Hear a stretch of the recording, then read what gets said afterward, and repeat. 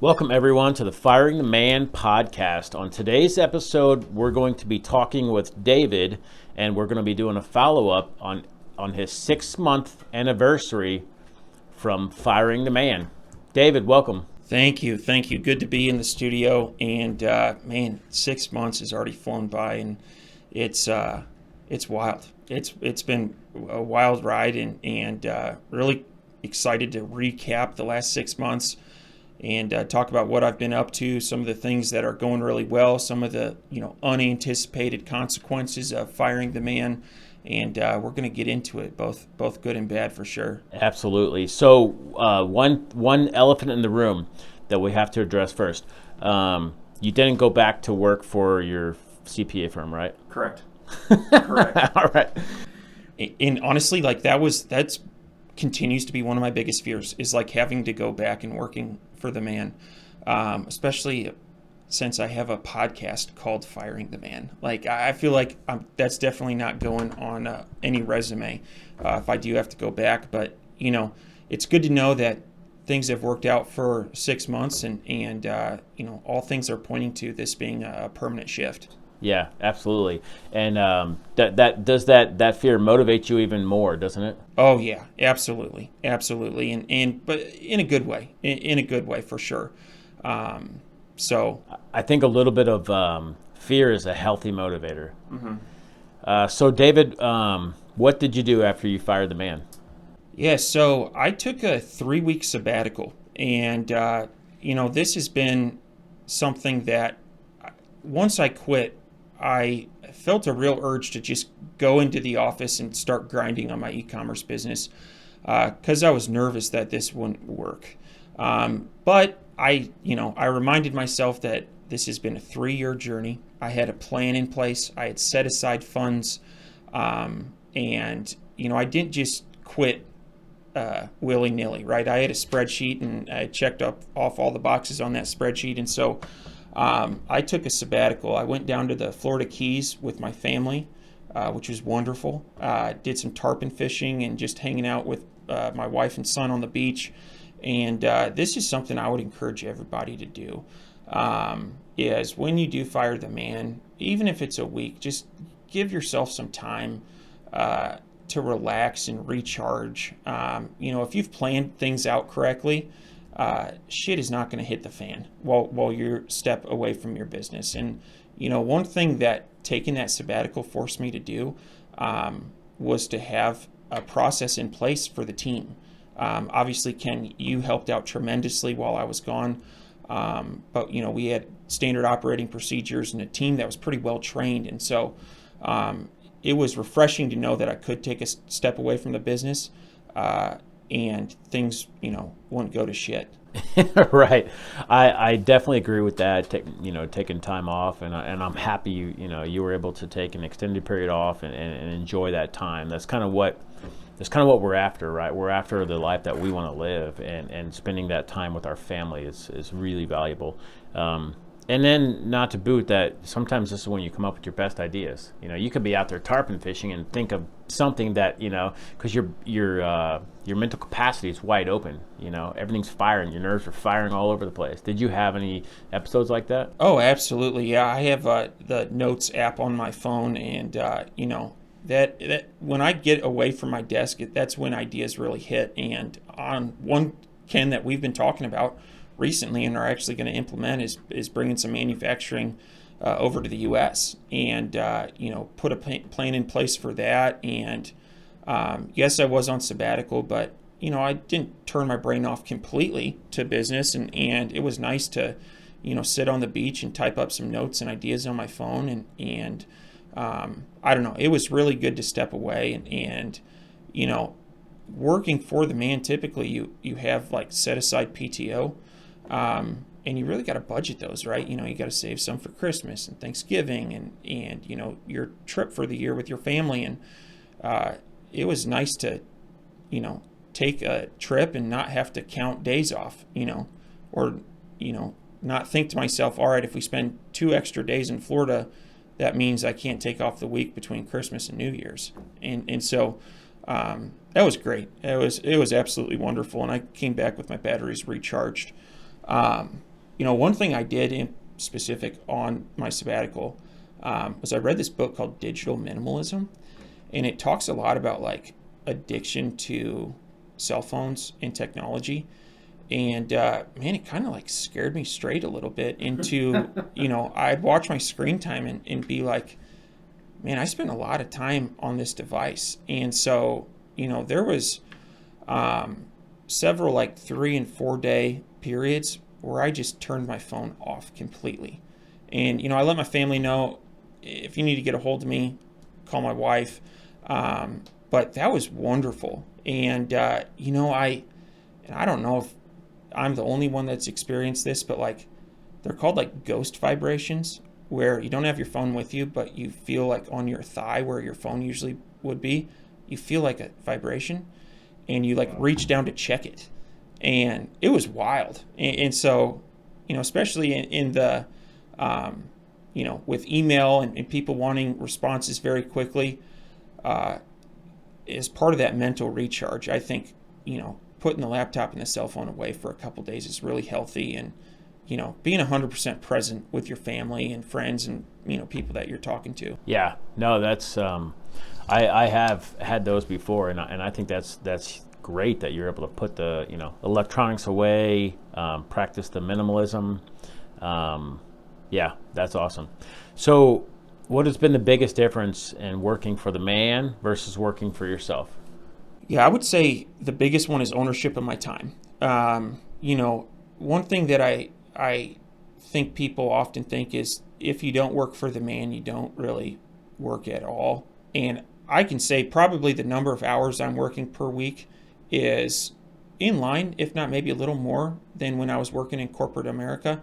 But that's totally okay. So like my typical routine is I'll roll into the office around 5:30 in the morning, and then I'll work for about 2.5 hours. And then around that time, my son wakes up, and him and my wife and I go into the kitchen and we eat breakfast together. And, it sounds like a little thing, but it's a special time I have with my family every day. And I love that. I absolutely love it. And, previously, breakfast time would have been when I was in the car on the way to the office. And so that ownership of my time is huge. The other thing is like flexibility to do what I want. I would say like, and maybe it was the environment that I was in, but there was like this weird dick swinging contest on who could stay in the office the latest. You may like be sitting at your computer doing nothing, but some people got like a sense of pride about like being the last one there. And I don't have that anymore. And I also like when I get into the office, I don't, there's no one around that's like, got in pretty late today. Did you hit traffic? I don't have to make those excuses to anyone. I just, I do my work when it fits in my schedule. And when I'm done with that, I'm done. And so, that's been great, is ownership of my time. The other thing is participation in the upside. Most jobs are compensated, per hour, or a salary. And sometimes there's a salary with a bonus component. And, outside of like the sales industry, there's not very many organizations that compensate you. I call it like eat what you kill, where if you work more, there is a direct correlation between your work and how you're rewarded. And, I would say that that's been great, is the harder I work and the more like meaningful projects we do in our companies, the more we benefit, and it's direct. And so that was one of my biggest complaints, working in the corporate world was, you may have a year where you have 2,500 billable hours and your raise is 7%. And, the next year you have 2,100 billable hours and your raise is 6%. And it's not a direct correlation between input time and output. And, I would say, working for myself, there's also not a direct correlation. There are some things that I spend time on that don't yield good results. And so it's just like, you got to think like, is this a high ROI activity or not? And are there any other higher ROI activities that I should be doing that are going to help this company grow? Yeah, absolutely. So I want to take a minute to pause, and anybody that's listening to the show that has TikTok, or if you don't, go grab it and then search for Firing the Man. We have a new TikTok channel, and we're releasing some bits on there, and we have one series, it's called The Unmissed, and David hit on that a little bit earlier about, at his old corporate job, there was someone, it was always a battle to see who could stay the latest, like chest pounding, in which it's definitely not something that David misses. And so, go check out our TikTok channel, search for Firing the Man, and look at our series Unmissed. It's all about what we don't miss about corporate jobs. Back to the show, David.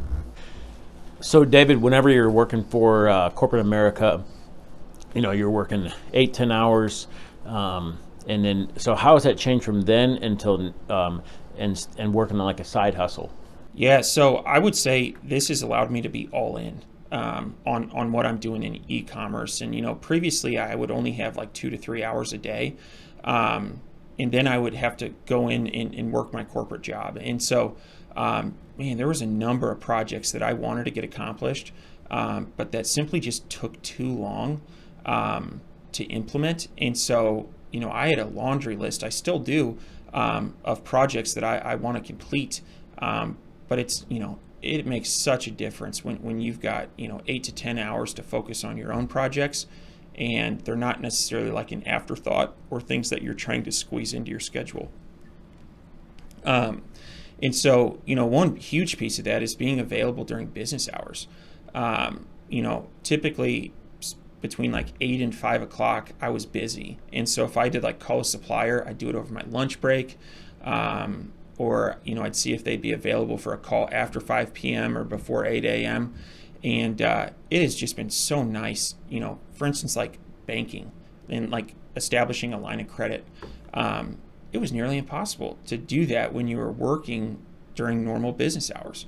And so that's been really nice, is to just, have the day to work on your projects for sure.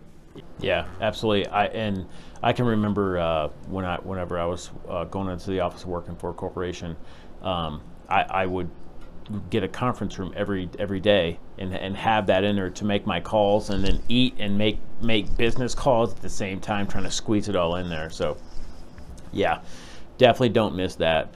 Okay, so we talked about a lot of all the cool stuff. You took a sabbatical, you spent tons of time, you get to eat breakfast with your family. Now let's talk about what's been some of the challenges since you fired the man. Definitely. I would say at the top of the list would be the separation between work life and home life, since they are occurring under the same roof. And this is one actually unanswered issue. And to our listeners, if you have a solution to this, please let me know. But my son is 19 months old right now. We love playing together. And one thing that I think has been challenging is, I'll leave my office during the day and go to the bathroom. And he's like, hell yeah, Dad's here. Like, it's time to play. And, every so often I'll stop and we'll play. But our playtime really from like 4 p.m. on, it's Henry and I. We're rocking and rolling and having fun. And I think it kind of hurts my heart, honestly, to, go back into my office and not be able to play with him as much as he wants to play with me. And so, that was one thing when I was working in an office. I would leave the house and I was gone for the day. And there wasn't that struggle of like, why doesn't Dad want to play with me? So anyway, if any of our listeners have pro tips on this, let me know. I actually am considering, I think I'm going to do this, is put up a shop, like a pole barn, and put living quarters in it and put my office down there. So there is some separation between the house and work, just because, we've got another baby on the way in November, and I don't see this going away. And as Henry gets older, I think that'll be, even more challenging. So, that's been one. Another challenge is, as I've said on previous podcasts, I'm a pretty risk-averse person. And boy, it doesn't get much steadier than public accounting. And so the biggest problem in public accounting is turnover. And so it really means you almost always have a job and you're very employable. And man, that paycheck is steady. Every 2 weeks it shows up in your account. And that's nice. And you do kind of get hooked on that. And so, for instance, for anyone selling on Amazon right now, that we're having issues with inventory restrictions. And I've had some products that have gone out of stock and I can't restock them. And it's just caused some major issues, and that has had an impact on our bottom lines across the portfolio companies. And so, weathering those financial storms without the aid of a steady paycheck, it does present challenges. And I think, some things that I'm really happy that I did before was, set aside 6 months of living expenses. And that, makes me feel a lot more comfortable because we'll weather these storms and we'll get through them, but, they might last another couple months. And during that period of time, that will impact income. There's no question about that. So, and, I would say the last thing has been relationships with old coworkers. It's not the same, and that pains me to say it. There were people that I worked with that I talked to nearly every day for 8 years, and you really form some tight bonds. And when you leave, everyone says, let's stay in touch. And I've made like a concerted effort to stay in touch and grab lunch with people every so often, but it isn't the same. You don't have daily touch points, and I think unless you're very adamant about like relationship hygiene and like maintaining those relationships, it's they kind of fall to the wayside, and I hate that. Right? That's an incredibly huge asset in life, is just relationships. So Ken, I'm curious, like of these challenges, what were some like that you dealt with or that might resonate with you? Yeah, I would say most of the ones that you mentioned. My children are older, so I don't have that. And when you shared that with me, I definitely understood that. But the financial storms, same thing, steady paycheck. I mean, that's kind of like guaranteed flow of money coming in. So it's much easier and it's much safer. And so, making that switch over is, there's challenges with that.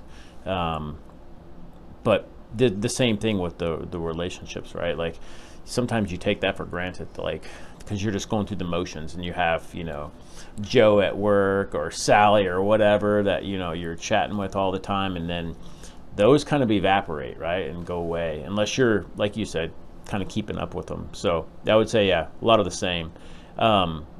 Let's kind of switch gears a little bit. Let's talk about some of the things that, like, because you're a planner, right? You like to everything out, planned out in spreadsheets. So what are some of the things that's kind of popped up that you weren't really expecting to happen? Definitely. So I would say at the top of the list is weekends are like much less important. I remember when I was working for the man, I lived for Fridays. I mean, I couldn't wait until the weekend. And I think, when Ken, we saw a notary this morning, had to get a contract signed. First thing she said is, hey, it's Friday. I'm ready for the weekend. And, that's something that is not as important anymore because, I do have ownership of my time. And so, I'll be honest, like a good bit of Saturday mornings I'll work. And that's not a big deal. But, if I need to take off a random Wednesday, that's also not that big of a deal. And so I had like this deep love for weekends, and I still do, right? But what I realized was that deep love isn't for weekends, it's for free time. And when you do have ownership of your time, that free time can occur, more sporadically and kind of when it fits your schedule. And so, I don't know, do you get jazzed up about Saturdays anymore? Not as much as I used to, and it also translates to, I've realized it also translates to holidays. Like we recently, we're taping this, it's July 9th, and, we were making some plans with some friends for 4th of July, and, they work full time, they have jobs, and they're like, yeah, let's, these plans. and oh, we're off on Monday because of holiday, and then it just kind of hit me like holy shit, like there's no holiday, there's no weekends or holidays when you're self-employed. Like all of your time is yours, and you can kind of do what you want with it. And so yeah, that definitely stood out. So David, any other unanticipated outcomes? Yeah, for sure. And this last one probably is what hit me by surprise the most. And that is, man, I crave social interaction. And, if I think of like an appetite for social interaction, that appetite was fed through interacting with my coworkers. But unless I make a concerted effort to go out to lunch or go out to breakfast with people, an entire week may go by, and the only people that I see like physically is my wife and my son. And so, the other day I've had a neighbor, not like direct neighbor, but he lives down the street and he has a fishing boat. And I just saw him out in his yard. And this is like kind of uncharacteristic of the way I go about things, but I just stopped by and introduced myself, started chatting with him. And I invited him over for dinner, him and his wife. And my wife was like, "Hey, that's so weird. You're inviting a total stranger into our house." And she's like, "You never would have done that before." And I was like, "No, you're right." But when I was doing it, it was like, I didn't even think about it. And I'm like, "Yeah, nice to meet you, Tom. You like fishing, I like fishing. Come over to my house."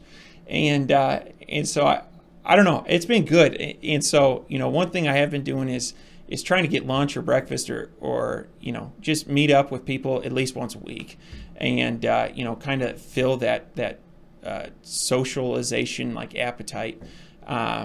So anyway, if you fire the man, you may be inviting strangers over for dinner, and your partner may think it's strange, and in some ways they're right. That's awesome. No, I'm happy to hear that. It's like humans need human interaction, right? Well, like especially with everything that's going on in the world in the last 24 months, and so I don't think that's weird at all, David.